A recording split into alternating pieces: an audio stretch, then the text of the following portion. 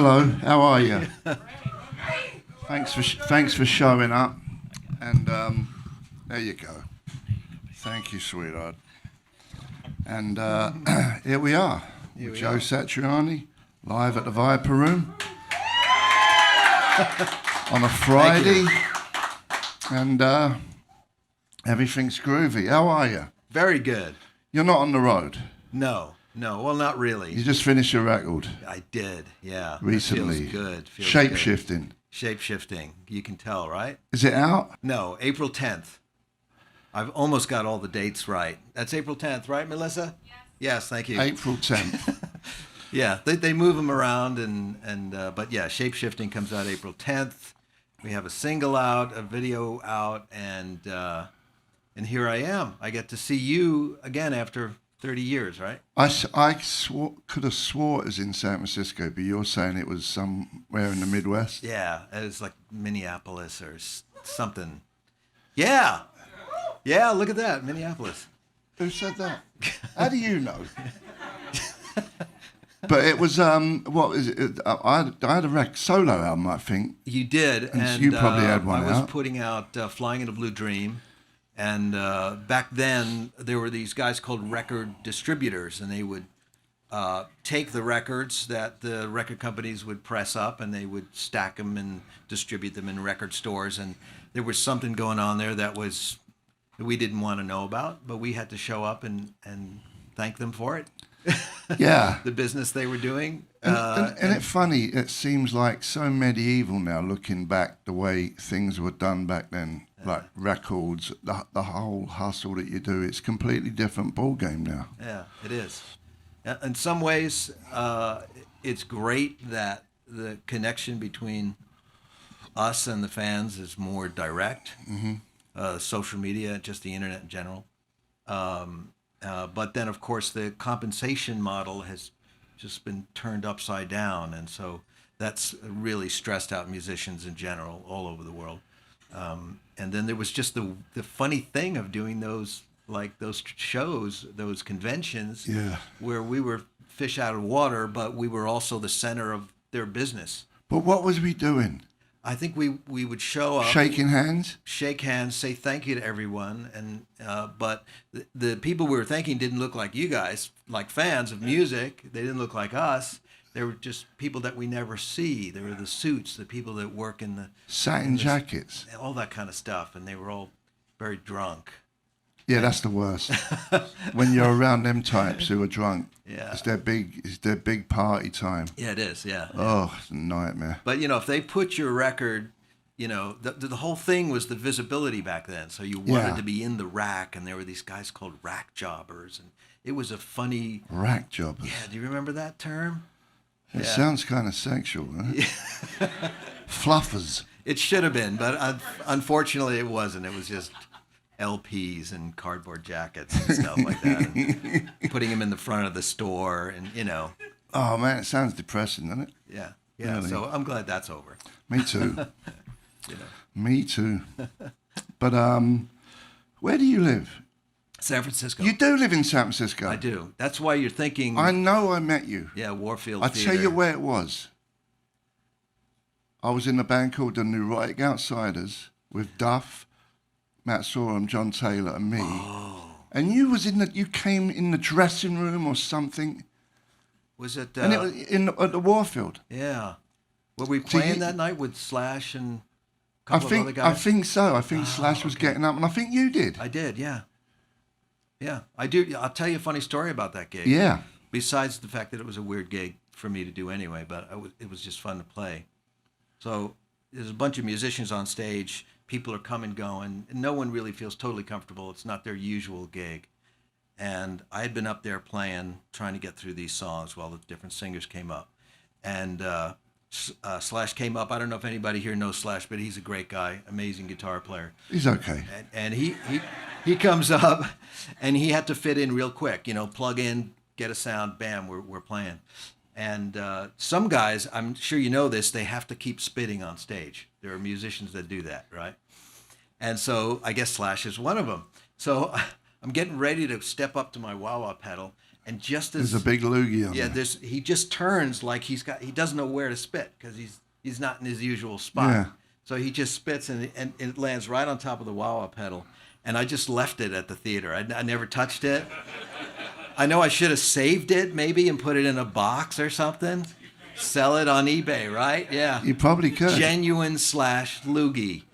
But who knows what it would look like now, right? It's all like, but yeah, but no, I left it. So some lucky person working the theater. Yeah. Maybe Slash took it. I don't know. Maybe he collects his loogies. He could make a living doing that, just buying a bunch of wah-wahs, spitting on them and selling them. Yeah, he played great that night. So whatever it is, it's working. So I don't want to stop him from doing that. You know? I remember what it was. It wasn't the Neurotic Outsiders. It was a thing called Camp Freddy. Camp Freddy, that's what it was. Yes. Very weird gig. You guys know what Camp Freddy is? Yeah. So yeah, it's sort of like a corporate cover band with famous people in it. Yeah.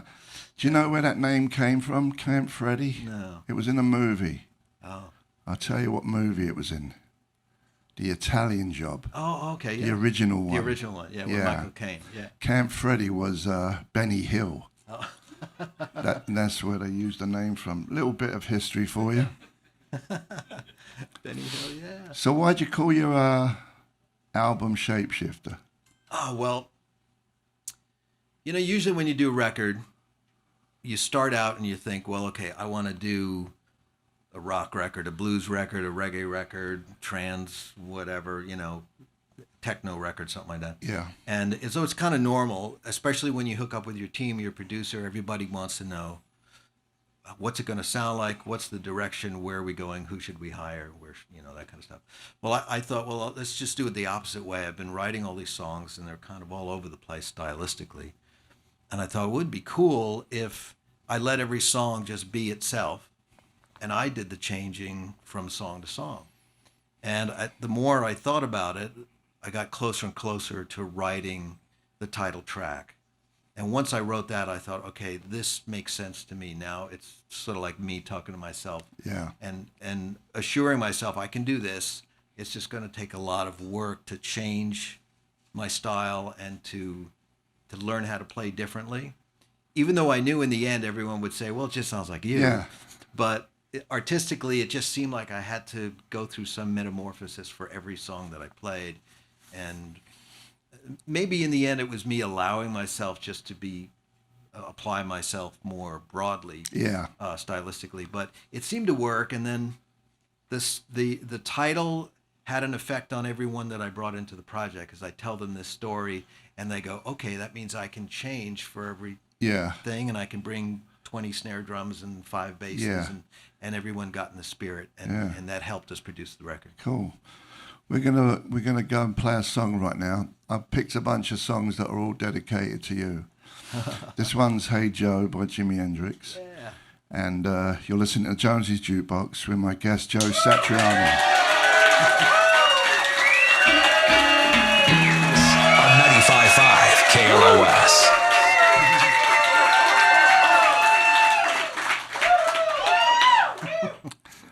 How you doing? I'm good. I've got my newly sanitized windscreen here, so I can sound like a DJ now. Yeah, what about me? Am I chopped liver? Oh, mine's already done, right. Sure. Anyway, we might as well talk about it. Everyone is talking about it. It's the only thing people are talking about. What do you think about it? Well, I requested a new windscreen, so I guess you know what I'm thinking about it. Yeah.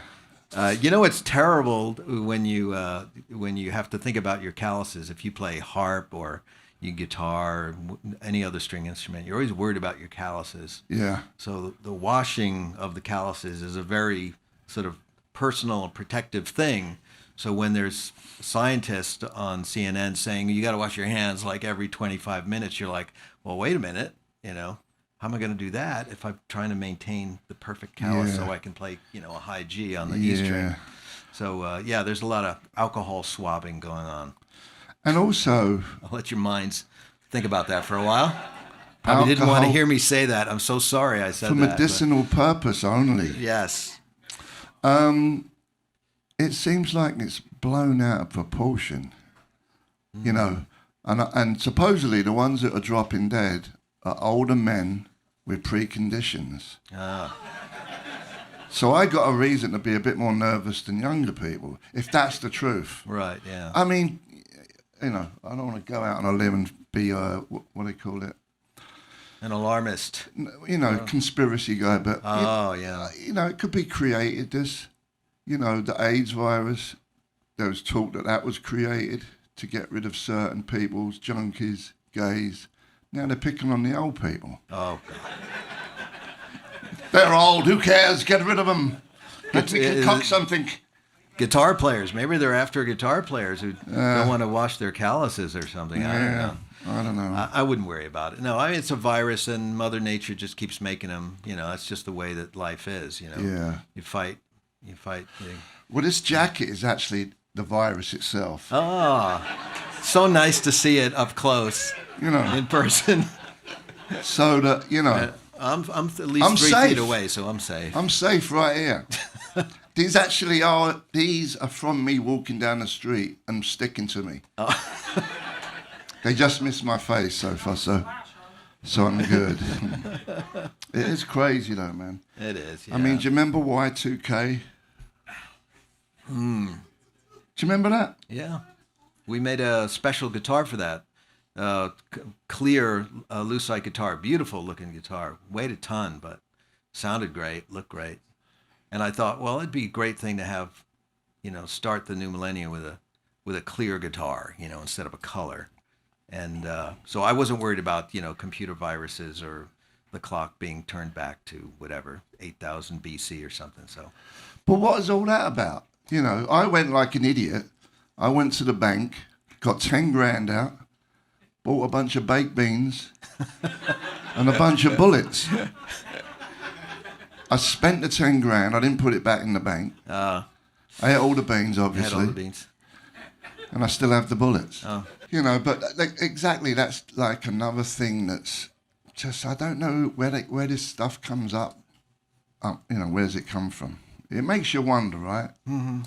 Well, it's sort of like aliens, you know. They really don't exist, but we make them up because we're afraid, and so that's just our nature as humans is to be afraid. It's a protective, I think, quality that we have in our brains to be afraid of things that might hurt us, but it does kind of run amok, I guess, when we all get together and we start being afraid together. We kind of go overboard with it. Yeah. But so you don't think there is aliens? No, not that we would recognize. No big-headed, small-bodied But things. you surf with the aliens. Yes, yeah. Yeah, in my head I do. I just thought that was a funny idea for a B-grade science fiction film, you know. Yeah. The only reason why that record is called Surfing with the Alien is because I did an early interview with a British journalist who got a pre-release copy of the record, and he said, "I love the record, but I hate the title," which was Lords of Karma at the time. And he had this thing about guitar players.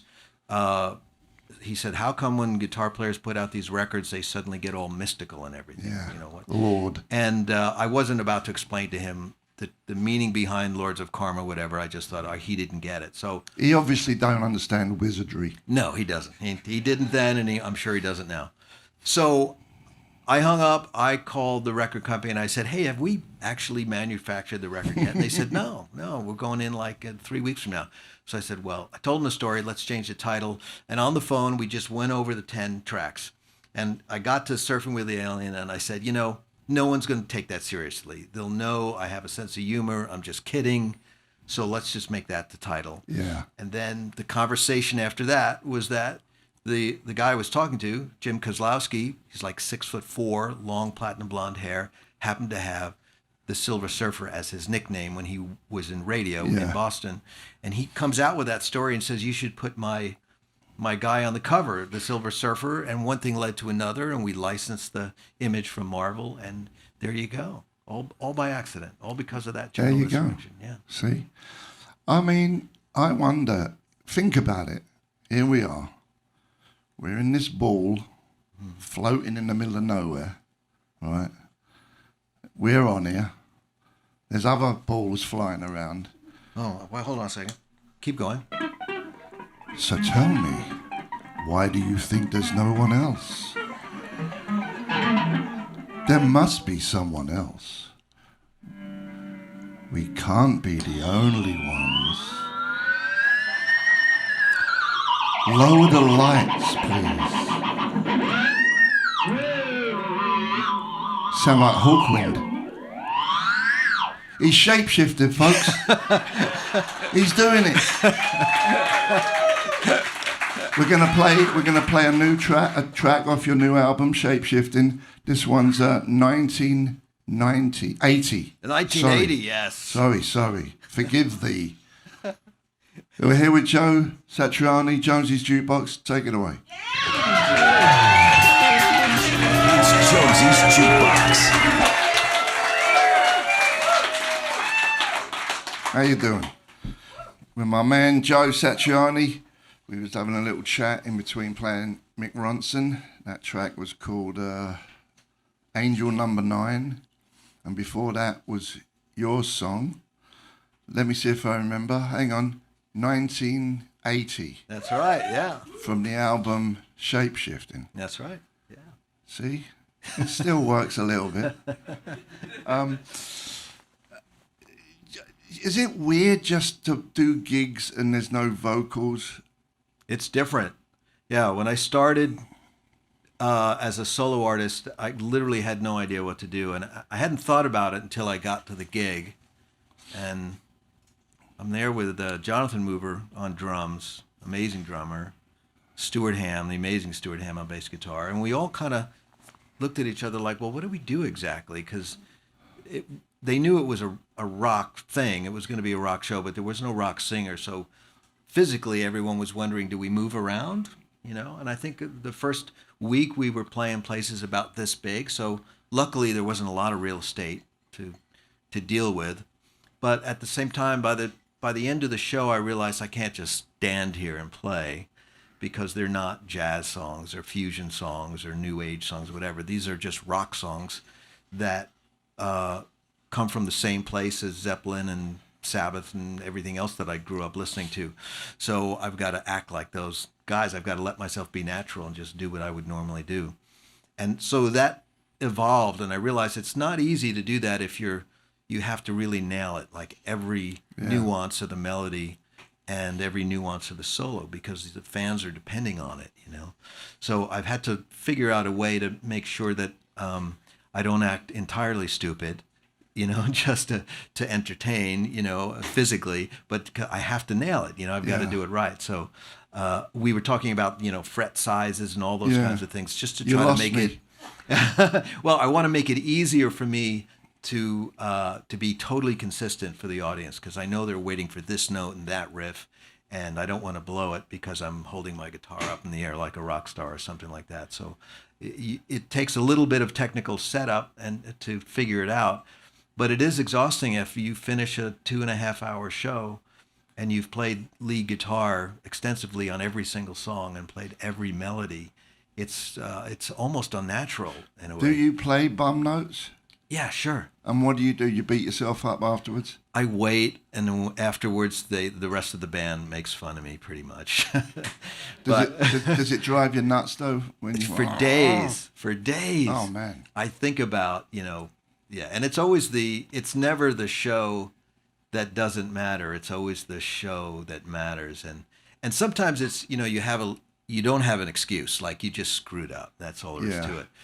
But then sometimes you want to say, hey, it wasn't my fault, you know?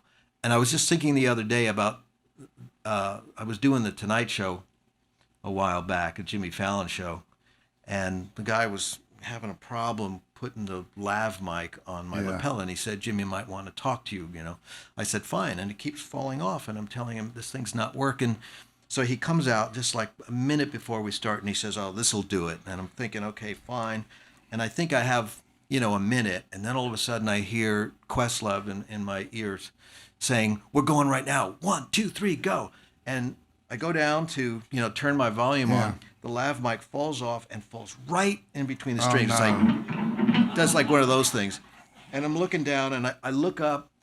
The band faces this way, the cameras are there, and the audience is to your left, right? So I look up and I see the camera is way at the top, and I'm thinking, I've got 2 seconds. I got to fix this, right? So I'm there like doing this, and I'm hearing da da da, da da da da, and I'm putting this thing back on, and I think I did it. Got through the show, go back to the hotel, and watch the show later that night, and sure enough, the camera comes right in on old Joe, and there I am like doing this, look at deer in the headlights, like camera's not on me, is it? You know. So I don't know whose it could be fault worse. that was, but it could be worse. It's just those things happen, you know. Next time you make some, like, when you're planning, you make some bum notes, just turn around and blame the guitar tech. That's right, yeah. Or you just look at the bass player immediately. What you doing with thing? Yeah. Or you just play it again, and you go, yeah, I meant to do that. Yeah. Yeah. Yeah. Dig this note. Here it comes again. Yeah, this is for the live album. What do you think some people, like, let's say just me, for instance, I play guitar. I'm technically nowhere near as, like, virtuoso as you. What makes some people, like, can, play, you got to remember what you're doing, 1,000 notes a minute, I can do 10 a minute, What do you think that is? What do you think that is in the brain that does that? Like Keith Richards, he can't play lead great, but he's great rhythm. Plays memorable stuff, though. Of course, but what is it, like, did you learn before you were born? You know what I mean? Yeah. Did you put, like, 1,000 hours in when you was a teenager? Yeah, I practiced like crazy. But I still think there's something in certain people's brains, even though you can, learn when you're 5 and you play in your bedroom for hours and hours. I still think it's more than just practice. I still think there's a mental thing where you're quicker in the brain. Oh, yeah. Well, there's certainly, we call it talent. It's kind of a vague word, doesn't really mean very much, but certainly there are physical and mental, intellectual attributes that all of us are gifted, in our genes by our parents, and what we do with them is entirely different. And certainly there are geniuses out there who, self-destruct on the way to the stage and can't even show people how good they are. Yeah. And then there are people with half the talent who have no problem getting up in front of a crowd of 1 million people and just play what they know how to play. So it's so varied, it's so jumbled up, talent and ability and sociability and all that. It's really hard to put But I'm just on thinking of the actual physical thing of people's heads and what they actually get out of their head onto a guitar. That's a tough one. I mean, it is. I taught guitar for many years, and I saw kids sit across from me that were just a few years younger who were just brilliant physically. I'm just physically gifted. Yeah. Big hands, quick hands, great hand-eye coordination, but they would be almost tone deaf. Yeah. Or their sensibility for looking out, let's say, into this audience and playing just the right way for this afternoon was something they couldn't figure out. They just didn't have the empathy or they couldn't plug into an audience, but they knew how to just play. And then you'd find people with hardly any talent for moving around the fretboard quickly, but they could walk into a room and they can make everybody feel great with just playing a couple of chords. It didn't matter. So what's more valuable? I would say the latter, Well, both. But are you in the Rolling Stones top 100? No, thank God they left me out of that I'm one. in 97. There you go. Congratulations. I beat this guy. But see, well, there you go. I mean, as far as what are they voting on? Obviously not technical ability. It's social. What they like. Whatever it is, know. Yeah. Yeah. Well, it's it's a perfect example of if you're basing the energy that you need to practice the next day on what somebody told you out in the parking lot or what you read on social media. You're not gonna get it to the end of the week. Yeah. I mean, because there's always someone who likes you too much and makes you feel so good you won't practice because you think, well, I don't need to practice. Yeah. Or someone who says you're worthless and then you'll feel so horrible you'll never practice again because you think it's pointless. So it's best just to go on, just keep that out of your mind. Yeah. Don't work off of those comments for validation or polls or anything like that. Yeah. You know. I practice quite a lot, but I'd never get any better. Well, maybe Lead-wise, I mean. yeah, maybe in ways that you're trying to achieve, you don't. But the thing that I think the audience picks up on is a kind of a quality that you and I as players might be a little bit immune to. Like, we really can't judge our style or what it is that we're throwing out there. You and I are thinking about picks and strings and the timing and do I remember how this goes and all that kind of stuff and playing with the band. Meanwhile, they're receiving all of this information, but it's actually not something we're feeling because we're here. We're on this side of the stage. You know what I mean? And so I wouldn't worry about it. It's better. I'm not worried about it. Good. We're going to play Lou Reed, Walk on the Wild Side. The reason we're playing this is because halfway through he says, "Hey, Joe," again. Yeah. And we're here with Joe Satriani, Jonesys Jukebox. We'll see you in a minute.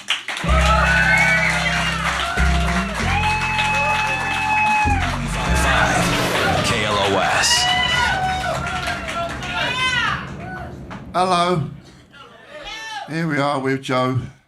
Did you hear your name check in that song? Yeah. Hey, Joe. Yeah. Take a walk on the wild side, baby. Yeah. Anyway, we've got a few minutes left. And have you always played Ibanez guitars? I love these guitars. Over 30 years, they have been making the JS model for me with all the special things I love about it. Is that your model? Yes, it is. Yeah, we've got, oh boy. Mike's here in the audience. He could tell how many different models we've put out. You still here, Mike? Yeah. How many have we done? A lot. A lot, okay. That's a big number, a lot, but yeah. So what is that one pickup in the front? This thing here is a Sustainiac pickup, and remember we were talking about Robert Fripp before, and he used to use an EBow. Yeah. Well, these guys figured out a way to get the EBow in the guitar, and it functions as a normal neck pickup sound when you're not using it. But then when you engage it, you can get this infinite sustain thing to happen.